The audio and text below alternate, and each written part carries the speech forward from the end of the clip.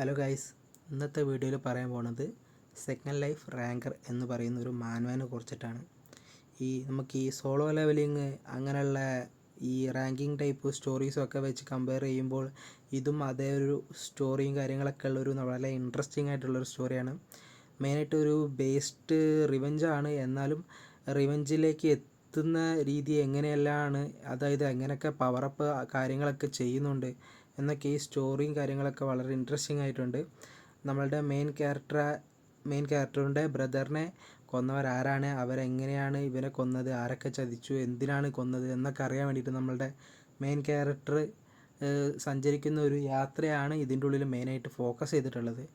വളരെ നല്ലൊരു action drama സീരീസാണ് ഇതിൻ്റെ ഉള്ളിലുള്ളത്. അഡ്വഞ്ചർ ആണെങ്കിലും എല്ലാം ഇതിൻ്റെ ഉള്ളിൽ അടങ്ങിയിട്ടുണ്ട്. വളരെ ഒരു സർവൈവിങ് കാര്യങ്ങളൊക്കെ ഉള്ള അടങ്ങിയിട്ടുള്ള ഒരു മാനുവയാണ്. അതുകൊണ്ട് തന്നെ ആർക്കും ബോറാവില്ല. സോളോ ലെവലിങ് കാര്യങ്ങളൊക്കെ ഇഷ്ടപ്പെട്ടവർക്ക് എന്തായാലും മസ്റ്റ് ട്രൈ ഒരു മാനുവ തന്നെയാണിത്.